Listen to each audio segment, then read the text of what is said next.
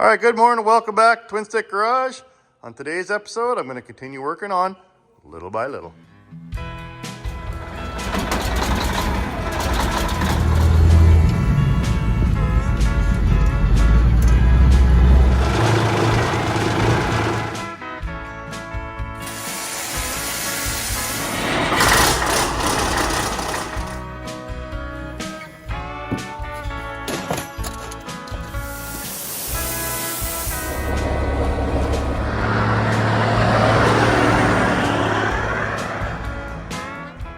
So picking up where I left off in the last little by little episode, I was doing I put some filler on the fenders here and was doing some body work, but I've since noticed some amateur pinholes there and then a couple little low spots. So I still need probably to do another round or two of Bondo on the fender here.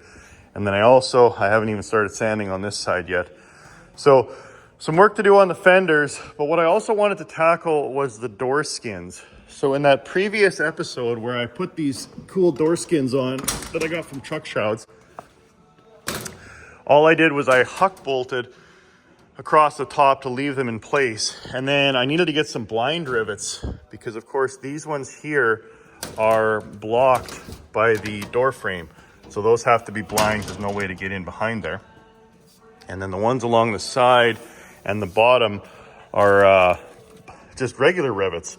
Some guys call them buck bolts. So they go like that. And then you need a special bucking bar in order to crush this and press that down. Now Blake, my buddy from Flyweld Fab, go check out his channel. He's actually building his own airplane from scratch. So he got the kit delivered and it's just a bunch of flat sheets of aluminum. I'm like, Blake, that doesn't look like a wing. And he goes, well, it will. So he's gonna take flat aluminum sheets that are kind of like this and eventually turn them into an airplane. So he's an expert when it comes to rivets and all this cool stuff. So he gave me his new bucking bar set up here. And I'm gonna actually learn how this works. If I can get the thing open. So it's essentially just an air gun that you put a special end on that matches the end of the rivet there, like so. And then you use, I think it's called a bucking bar. So he said, pick the heaviest one. And then I just basically hold it up against the side here and then use the air gun and hammer it and it just squashes it down. So I'll give that a try. And then he also loaned me some, what are called clecos for lining this up. So of course, when I was doing this, I just put screwdrivers in the hole. He's like, no, Mark, this is the right tool to use. So these are called clecos. And what you do is with this special tool, you use this tool to squish it open. And then you put it in the, see these holes aren't very well lined up. Something like that. And then you release it and it'll actually line up the hole with the panel that you're trying to put on there and get it square. So I've got a handful of clecos that I can put all the way around to make sure all the holes lined up. Now, when I put these door skins on, a lot of the sharp viewers out there caught a couple of things that I goofed on. One of which is I didn't put any sealant along the seams. Now here I could just squish some in there for the sides and the bottom, but the top I missed putting that on there, and I don't know. I guess I was on a roll and I didn't put anything in there, and it's surprising because of course I was smart enough to put some special 3M sealant in when I put the rings in, but I didn't do any on the door panel. So I got some weather strip gasket adhesive that I can put in there. So I'm contemplating, should I knock these Hucks off? See, in this case, the overlap is here, so the rainwater would flow over top. So what I theoretically could do is just put a bead of sealant in here, and that should seal it up to keep the dust from coming in. And like I say, then just put sealant along the edges and the bottom. So I could do that, but then again, the other thing that was noticed was that originally, this was the original door skin. See, this is like a squished rivet. This wasn't a Huck bolt with the collar. So some people were commenting, well, are these gonna clear the glass or is the glass gonna hit as it goes up and down? So what we'll do is we'll go ahead and measure, we'll measure the profile of these guys and see how tall they are. Something like that. Okay. 0.187. So okay, so 0.2-ish. And then I'll measure the height of the collars here. It's tough to do looking through the camera. Okay, so that's 0.34, so a little taller. But then the deciding factor is going to be is the glass obviously can't go any closer than this foam guide. So what I'll do is I'll measure from that, because that would be where the face of the glass is. And that's 0.5. So I got 0.2 of an inch gap between the top of the collar here and the glass. So that should be adequate. So, because I was contemplating taking those off of there, but I think what I can do is I can leave those. And like I say, I'm just gonna put some of that sealant along in there. Now on this side, this still needs to be welded. So Blake said he might stop by if he can later today and weld this up. So maybe I'll leave this door skin and go tackle the other side first. But what I actually need to do before I really get going is practice with this new tool and see if I can actually figure out how to properly crush a rivet. So maybe I'll use the old door skin here for practice before I start playing with my nice door skins there, because I don't want to have to get some new ones from truck shrouds. I want to just, if I'm going to do some damage, we'll damage the old skins. So I'll get set up here, set up the camera on the tripod, and get the gun and all that set up, and we'll see how this works. All right, so I'm just looking at what I got for blind rivets, and unfortunately those ones are a little smaller of a head. So these are the ones that I got from truck shrouds. They're a little larger to match kind of the size of a Huck rivet. And I think these ones are, yeah, they're too small. So I'm gonna have to see if I can find a supplier here locally that has the larger size, because my OCD just won't allow me to have smaller size rivets on the door skin, just because it's going to be too noticeable. So I'm going to go see, I'll do a quick Google search here and see what I can find for, like I say, suppliers locally, and run over there and get what I need. So I'm just here at AccuFast in Edmonton, and they've got these all kinds of different fasteners, right? I mean, they got the blind rivets and Huck bolts and all of that. But I was asking about these, and there's actually, it's a mushroom tip that sits and fits into the hole there, which would solve the problem of having the blind rivet hole, right? Because that's when you pull a blind rivet, you're still going to have that hole there, whereas a Huck bolt is a nice round profile. So he's actually checking to see if he's got any of these mushroom tips that actually sit inside a pop rivet. So that'll be pretty cool. I think that's going to be my new favorite store.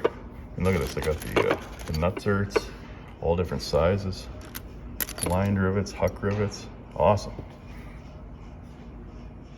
Yeah, so now I got blind rivets. I can go blind rivets with the hole, or I can go blind rivets with these mushroom tips, and they just fit in after you pop this. They just fit in there. Now it's a slightly smaller size than the Huck bolt, but now I don't have that hole in the middle, so I think that's going to be better. Yeah, this is definitely the place you want to go. Edmonton company, they started here 40 years ago, and they ship Huck bolts and Huck rivets and anything you could ever need all over Canada and North America. So it's awesome. So thanks, Murray, for hooking me up. I'm going to be heading home now and put these on the truck. That is awesome. Okay, so I've got the problem solved now for the front, the little mushroom tips. And so now what I'm going to do is try and see what I can do with regards to the standard rivets. Get this air gun. I mean, how nice of Blake to loan me this. He brand new. It's never been used before. So the first time he's trusting old TwinSticks to not screw up his brand new setup here. So I'm going to get the airline hooked up, put a few drops of oil in there, and then see if I can't bang up some rivets. Okay. Practice time. So this is the heaviest one that I think's in there. I think the number's on there. This is a 149. And so I'm just going to hold it against the backside there. Oh, I get it. So that is going to be loud. Okay. First one was not a success. It went a little crooked. Now I think part of the problem is this was moving, so I'm going to get some clamps, see if I can't hold that to the table. I'm going to give this a try. Nice and straight.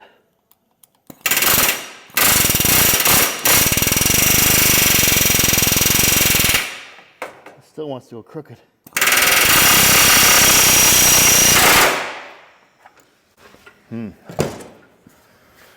Yeah.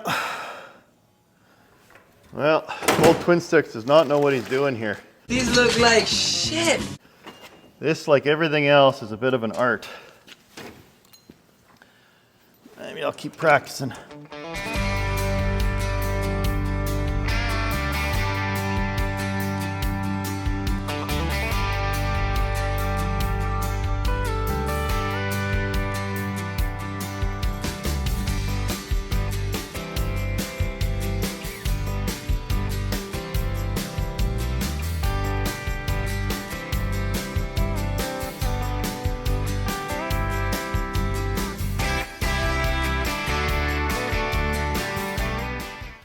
Yeah, this is a little trickier than I thought it was going to be.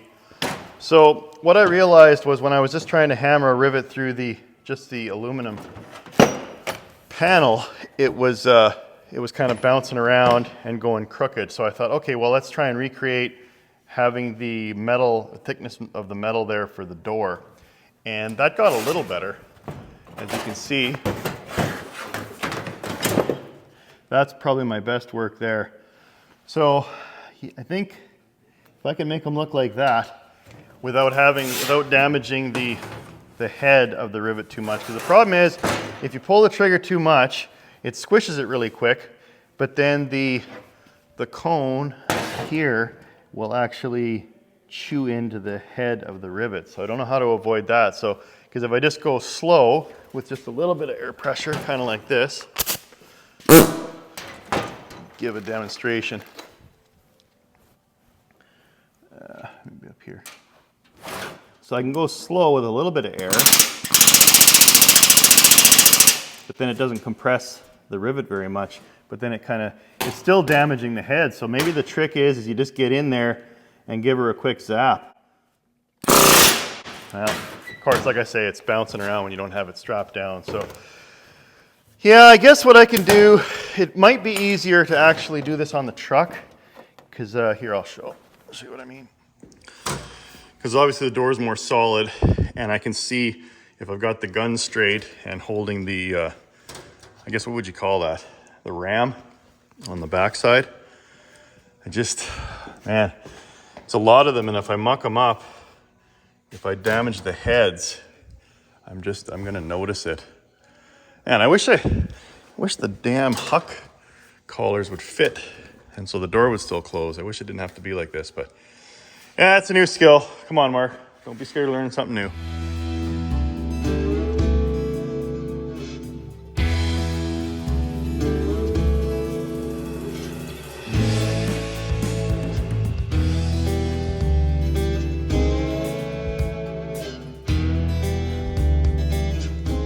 Now is as good a time as any to see if I can't put a rivet in there without mucking it up. Okay. Bad. Not great, but not bad. Okay, let's try another one.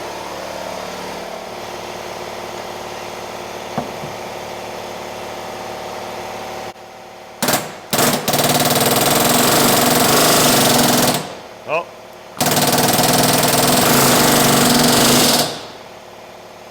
Yeah, it smiley faces it though. That's what I don't like. Oh, that looks like hell.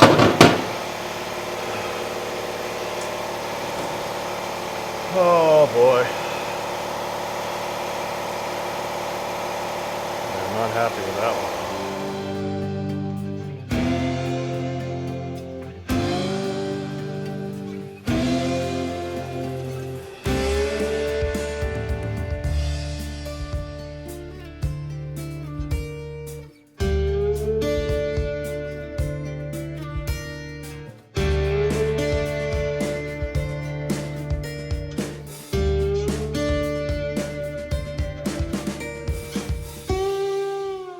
Okay, maybe there's hope.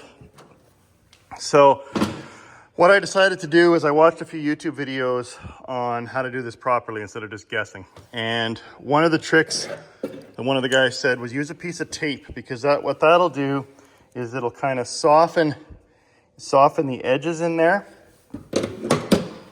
and it keeps it from chewing into the rivet like I did on that one. He also said, turn your pressure down on your compressor. So I had way too much pressure. I had like a 110. So I lowered it down to 40. So now I can just go full throttle and it still won't damage the head. So I think I'm getting better at that. And then what I'm also realizing is to watch the angle of the bucking bar, where you kind of put that, because if it's kind of bent down and you don't have it perfectly square, it starts to bend down the end of the rivet. But I mean, I'm getting it now, sort of. Like I say, by the time I finish, I should be able to do this perfectly. So if you want your truck done, just pull by TwinStick Garage and I'll do your door skins. But yeah, I think that's going to work. I still need to cut the 3 practice ones out of here, but it's definitely working. It's like I say, it's always fun to learn a new skill. It gets frustrating at times though when you don't learn it right away, but I think I'm getting the hang of it.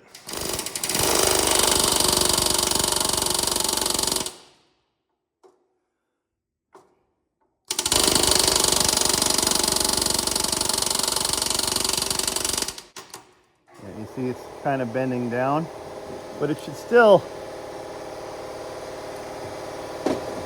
kind of, well, I'm smiley facing the rivet a little. It should still hold it in there.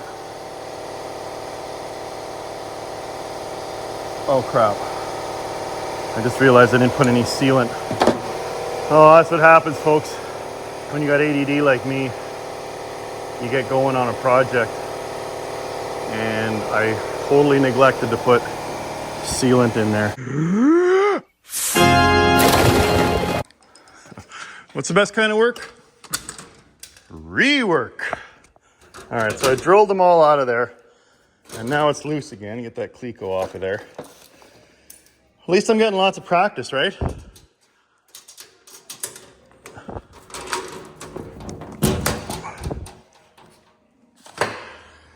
Okay. What I might do now is I'm gonna run in and grab a bite to eat, kind of cool my jets a little, and then I will tackle this again. And this time I'll put some sealant in there and try and do this right. Oh, I hear a plane.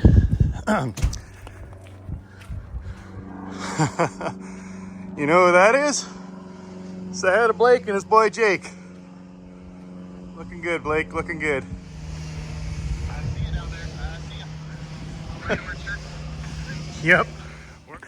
All right, so Blake said he's gonna zip the plane back to the airport there to the hangar, and then he's gonna zip over here and weld this up for me. So I'll bring over my Art Captain welder and get that all ready. And what I'll do is I'll leave this side of the truck for now, so that way there's no tension on it and he can just kind of weld away.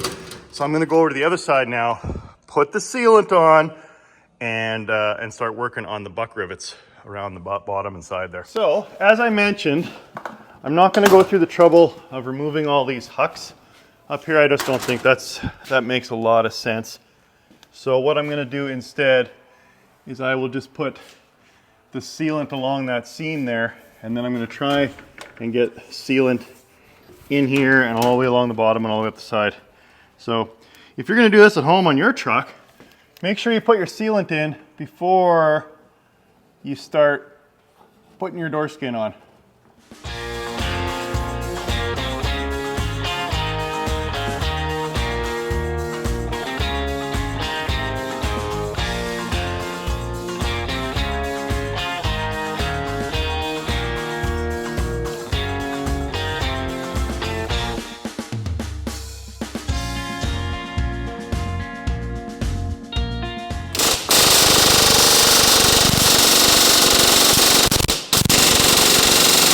Yeah, I'm still getting smiley faces on there where the tape wears off. I wonder if there's something else I could use instead of tape.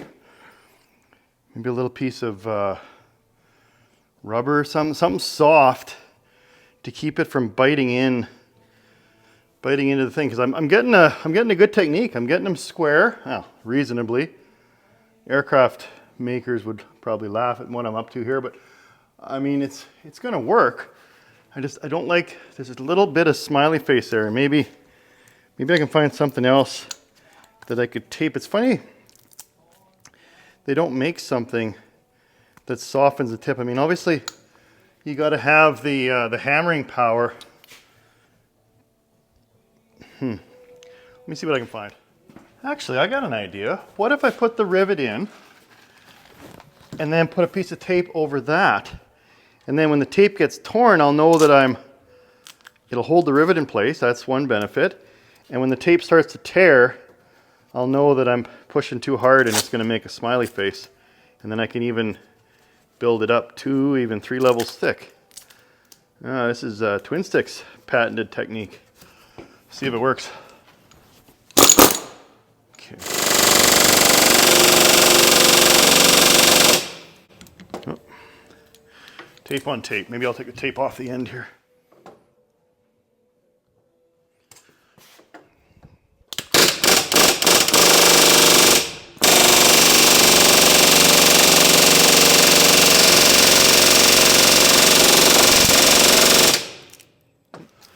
Now, did it work? Ho ho!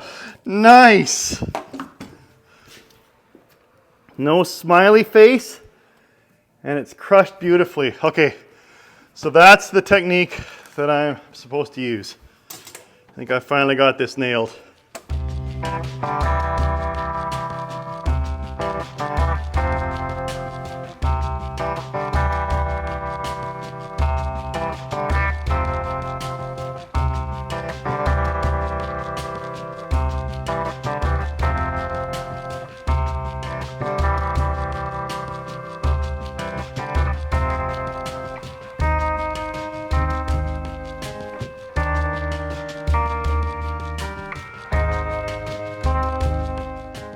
It actually is a nice solid perpendicular or parallel kind of way to set up the bucking bar, so it's a nice good square push.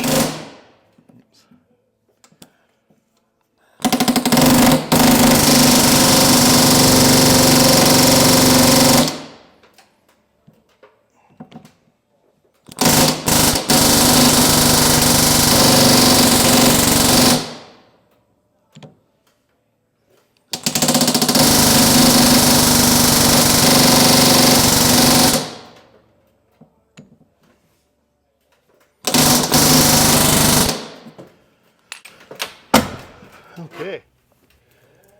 Well, yeah, I nicked that a little bit, but I could probably sand around that. And that one's not bad. Again, a little smiley. Okay, I'll see if I can sand out the smileys. Well, I better finish the bottom row here before the glue dries, and then I got to put in blind rivets here. So do sanding after, but that's looking pretty good, isn't it? Not too shabby for a guy that doesn't know what he's doing.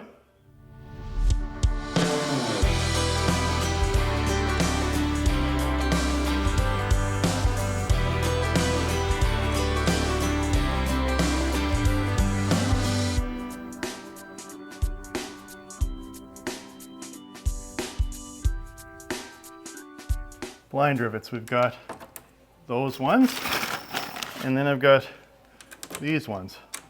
So these ones are a more closer sized head to the existing Bucks and Hucks that I'm doing. The only problem with that is though, is there's going to be a little hole left over, kind of like that, where the pin comes out. So I think what I'm going to do is go with these mushroom tip ones, where once it breaks it off, it leaves a little void that you can hammer the mushroom tip into. So let's give this a go.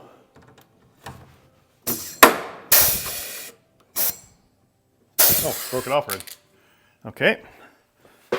So as you can see, there's a little hole there, and here's a little mushroom that goes in there.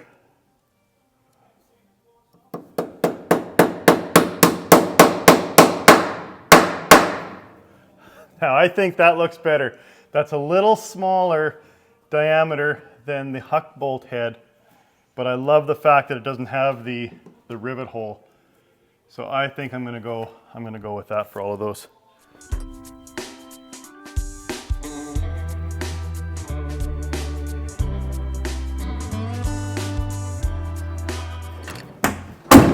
There, that looks pretty good, doesn't it? Oh yeah. I'm digging these mushroom tops. So then there's Blake. Blake just showed up, and Blake's gonna try and weld up the crack on the other side there. You betcha. And then I get to play riveter again. Yeah. So what do you think, Blake? How do my rivets look? They're pretty good, Mark. Not gonna lie. Not too bad for a guy that has no idea what he's doing? Pretty darn good for a guy who has no idea what he's doing. Thing is, too, it's just like we're learning on the fly. You know, we're trying to make do with what we have. I lent Mark some aircraft tools. They're not semi-tools, right? So you improvise, you adapt, and you do the base you can. So they're actually designed for smaller rivets then? This would be for smaller rivets, but this is a more powerful one for aviation base, I think. So this is a 3X power hammer.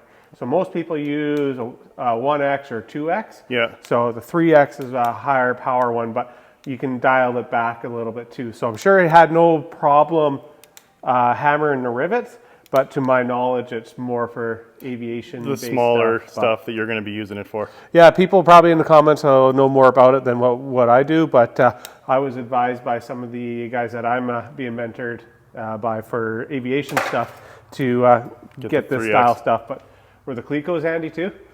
The Clecos were awesome. Yeah. They really work good to line everything up. Yep.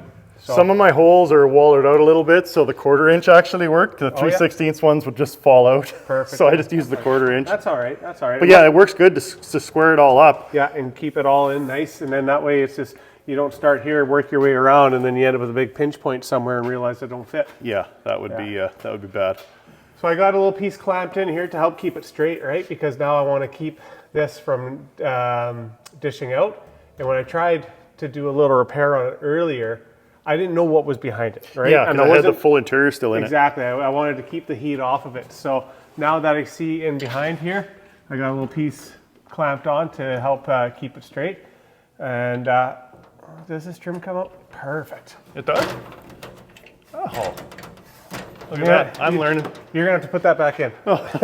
Can't wait. Comes out easier than it goes in. Well, it probably would have melted though, right? So it's probably a good thing. Yeah, so now I can actually spend a couple minutes and die grind this out and put a big V in it and then weld it up properly and actually do a better job blending it out. Even this one too. It was hard when there was rubber in there. I didn't know what it was doing, so I really wanted to keep the heat down, but now I can do it properly. Now you can just throw the heat to it. Exactly. Okay, awesome.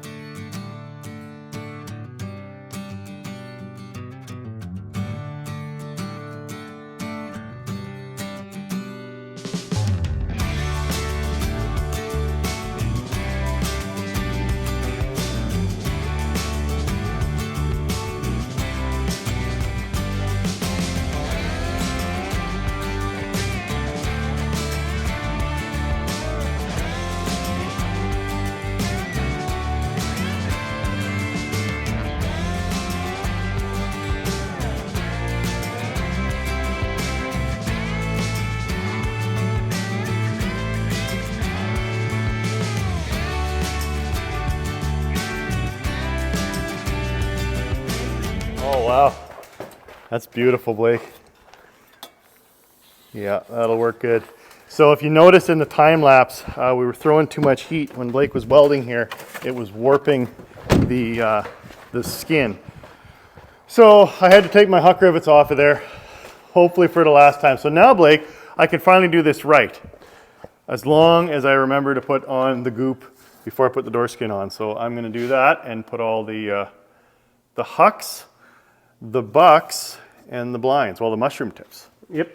And then I'll have this door done, and then I can call it a day. You betcha. Just remember the proper way of doing it. Yes? Is to paint yourself and then throw yourself at the truck because there's no. It goes everywhere. Yeah. Well, how many thumbprints did we have when we were doing the rings? So many. And as soon as I saw that stuff come out, it just horror memories of building jet boats and working with Sikaflex and just.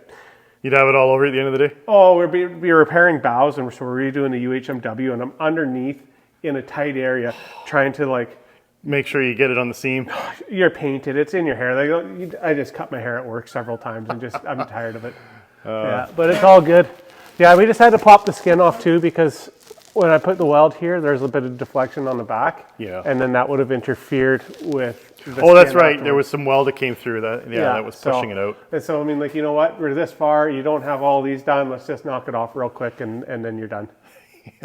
Like you were saying earlier, though, it's a good thing I realized as I was doing the buck rivets that I got 4 or 5 on there, and I realized I didn't have the sealant, so I drilled them out because I would have just kept going and finished up the whole door skin. Oh, That would have been quite the deal to drill out. So. that's all right. Leaky passenger. Yeah. Awesome. Well, thank you again for your help, Blake. Hey, really no appreciate it. worries. My pleasure, man. It's looking good. So yeah, just get that door skin on there. I'm going to call it a day. Yeah, you betcha.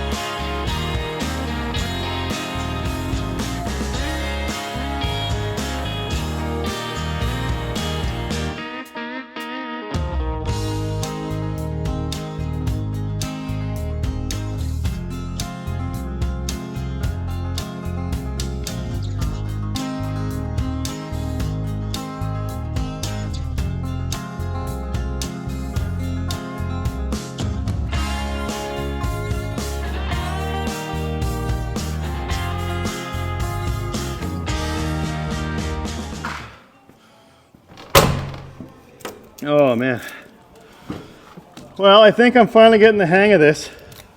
3 pieces of tape is the perfect amount of tape to protect it, to protect the head of the rivet for the most part. Now I got a little bit of some smileys, but definitely not like when I started. Oh, that one I kind of smeared. But I can actually get the buffing wheel and clean off the little nick in the head there. But overall, I mean, considering where I started this morning, this is looking pretty darn good. So that is the right way to put on a door skin, start to finish. So special thanks to Truck Shrouds for hooking me up with the door skins and all of the bucks, the Hucks, and of course I got these earlier today. Oh, I forgot one. Oh, you're not done yet, Mark. You can't have your course. You got one more to do.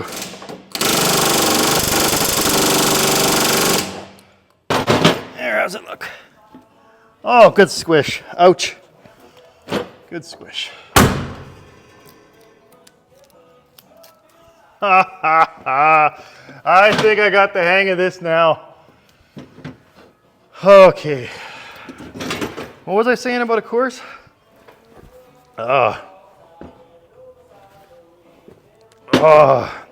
Thanks to my friend Dave for bringing that case of Coors over. I haven't had Coors in the bottle in a long time. Reminds me of high school. I mean college.